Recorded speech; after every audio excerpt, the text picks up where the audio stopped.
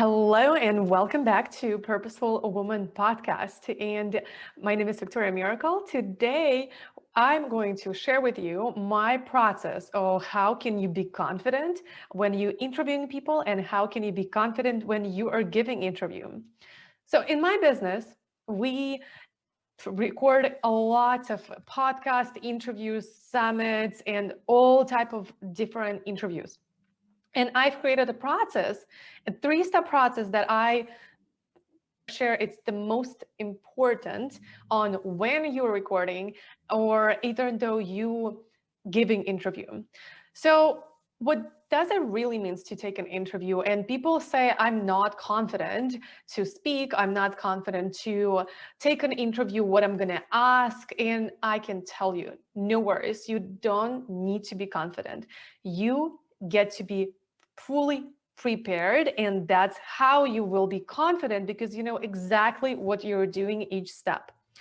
That's how I interview I think over 70 as of now people, and I can tell you, you're never confident. You just can't be underprepared or you can't be overprepared. So what I separate it's on in three different stages, which is a first stage, it's preparation. When you're getting on with the person, well, before that, you definitely want to check your light, make sure that it's clean.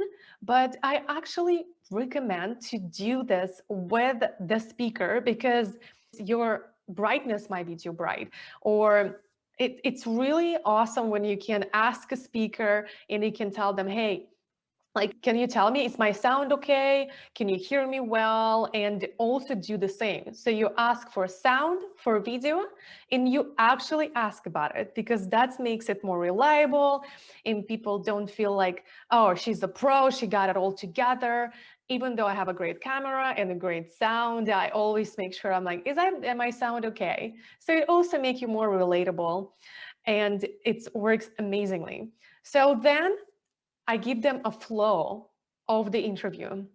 And before I will tell them, thinking in my side myself, I don't want to give them the flow. I want them to be in the heart and not in their head. And what I found is when people don't know what to expect, they're getting in their head. So when you give them what you are going to talk about, or if there is a questions that you love asking all the time, give them those questions so they kind of feel not threatened by unfamiliar question and put it on the spot. So that's where I ask them and tell them here.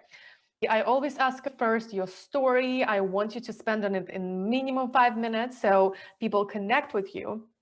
And then I'll ask this, this, and this. You can give them exact questions. I like to just give a flow, and because the questions, I always reword them. So that doesn't sound the same, but I give them just idea of where we're going. And as in my podcast, I ask this question that at the end of each podcast that I don't share with our speakers because it's a very in moment. And the question sounds like, if you really knew me, you will know that I am, and it's like, you can't create answer in that. Like, I'm an energetic. I love breakfast. I love dancing. I love sunset. You can answer anything. So I don't want them to come up with an answer. All right. So then I always give the interviews when I do summits and longer interviews, and where is the selling or offers involved. And I love to tell them when you allow to share your gifts and share your links. Because what I found is when you don't tell them, some people are very marketing, and I can be the same if the person will not tell me not to share my links all over, because I know how to sell, and I'll put my links in the start of interview, in the middle, and I'll share them. And one time I've been interviewed on a podcast, and interviewer, she had to stop me and she said, hey, I can't do that. This is very marketing. You can share this only at the end. And I'm like, sure, okay, we can do that. So make sure that you tell them what you love in your podcast, because maybe you are entering ads, maybe you're doing in a summit, and that's the biggest part It's repurposing. So what I always ask and tell them, hey, can you please do this at the end when I ask you? So when I actually ask, it sounds more inviting for audience because they're like, yes, she asked and she allowed, they know what to expect. So they don't feel sailed to. And while I'm recording Summit, let's say, and then I'm repurposing to my podcast, I don't want to tell them, hey, comment in the chat, or if it's a live interview, or also make sure that you pronounce your link, because on video interview, when you're not doing necessary podcast, on Summit, you will not say, hey, it's a purposeful day, double-l.com/woman. You wanted to prepare them, because if that's how I think about it. If somebody tell me what they're gonna do, like what they love, what their audience is get used to and familiar with, it's so much easier for me to understand the flow of my information and the value that I want to give. Okay, so then what we're moving to is, again, you always say the name of your link, and I said, hey, I'm repurposing that. The best interviews I'll repurpose. So let's follow that outline. And then in the preparation time, the last thing that I do, I always ask for the name of pronunciation, because it has been time when we just start an interview and I don't pronounce name correctly or last name. So I have my SOP, it's standard operating procedure, on what I do, and then ask for the name. It's the last thing I do before hitting record, because some people has just a beautiful last names, but if I don't hear that right before, I can again mispronounce. So I always make sure, ask, pronounce it, make sure they hear it, it sounds clear and it's correct, and then I say a couple more times out loud, and I hit record, and then I introduce them properly. So that's at the start. And also, while I am recording, I have a couple notes that I wanted to make sure I don't forget during the interview, which at the end of the interview, I always say, hey, the link in the show notes. And what I found is you can say link in the podcast or episode, but when you repurposing your content, it doesn't sound right. But the show notes, and that's the best phrase I found, it always works. And it sounds great for Summit, it sounds great for podcast, for live. And even if it's in the comments, in show, like link in the link below, look for the link below, look for the link in the show, in the notes. Notes could be comment, or notes could be anywhere you can point that out. So after, and the last stage, right, we're doing preparing, and the last stage is after the show. So after the show, what do you want? What I do and what I love to do when I interview people and make sure that I don't forget anything, it's I thank them. I give them honest feedback if what I love, or what maybe I could have done better. And people appreciate that so much, because nobody really tells you what you could have done better. And it's not, a lot of people tell you, it's like, oh, you're rude. No, I always share from my heart. If I see there's a places to get better, I always share with them. And because I so appreciate when people tell me, hey, like if you could have said that just a little bit different, like, or give your information in a different way here, it will be so much more flowy. And thank you for telling me that, because that's how I grow, and that's how I always share with my speakers if I have anything to add, because most speakers are amazing anyway. And then I thank them. I give them any news, if it's a summit or a podcast or any other interview. If I have a news to give, I always just give them a news. Let's say when I record my summit, I tell them, hey, we're going to have a mastermind for speakers, and I give them a date. So I make sure I personally interact, not just emails, and I give them all information I can on while we aren't together on air. So the next thing I do, and I also recommend everybody do this, it's to ask for testimonials. If you're doing summit, you can ask for testimonials, how your process went. And I don't see anybody do this.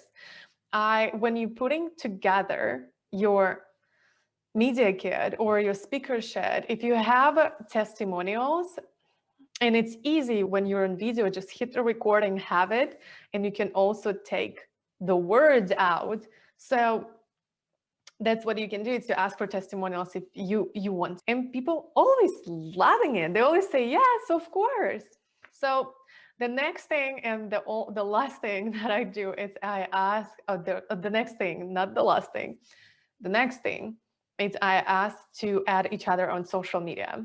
And if I have their form, I make sure that I did this already before the show or on the show or after the show.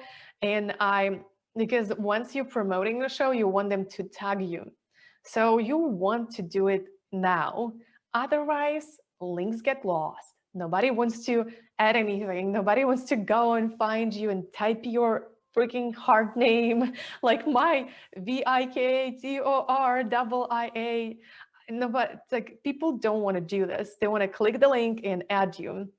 So I recommend have like your links too. And if you record in the Zoom, you can drop in the Zoom and they can go through each link and just quickly add you.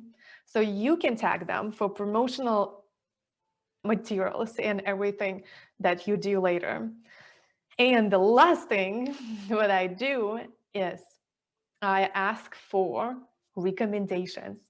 I ask for referrals, because if you do interviews or podcasts like mine, it's daily, then it's a lot of people. It's a lot of people. And the best people that comes, they're always from referrals, because people remember the best people. They remember people that made them feel good, and they will refer them to you.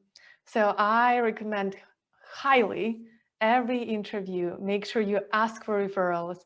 You ask for the best speakers that they have interacted to refer them to you, and do the three-way introduction. And again, you can create your own flow. This is the flow that works for me. And I love that I have everything like write out. I have in my SOP in my Google Doc, and I make sure that while I'm recording, I'm hitting all those points, and I make sure that they feel appreciated, they feel taken care of, and the interview went well. Well, that was the three phases. And again, just to recapture what we've learned today is what on the preparation, what do you do during the preparation?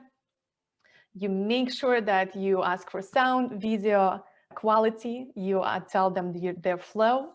You give them the flow when they can share the gifts. Then you do a prep on the repurposing, that if you're repurposing your podcast or interviews, you also ground them on that. You ask their pronunciation, and you share after the show. You give them news, you share your acknowledgement and thank them for it. Ask for testimonial, each other add on social media, and also ask for recommendations and referrals. And that is my three-step formula, and the three-step with the mini steps in it. And if you, again, if you want to be confident on how you take interviews or how you give interviews, you gotta be prepared. You can be underprepared, and you can be over-prepared. So do as much preparation and notes for yourself as you want, so you feel confident. You don't think, oh, I'm going to forget this. How could I forget this? And blame yourself after when you didn't do something. On the spot, it's always more stress and nervous. No matter how many interviews you've done, it's always going to come up. All right. And thank you for watching this on YouTube or listening on podcast. And I invite you to go to our show notes, and where I will share some cool tips and just recap of everything that we talked about it today. And don't forget, subscribe, hit the subscribe, and leave us comment what you liked and what you do when you interviewing people, and what's the best practices that you found works for you. All right, bye. And if you love this episode and you would love to see more of that, click the subscribe button to Purposeful Woman Podcast.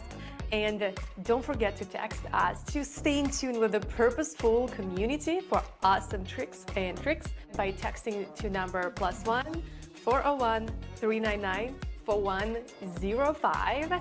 And we will link descriptions in the episode to all of that we mentioned today. Bye. Turn your one day to day one with a purposeful day.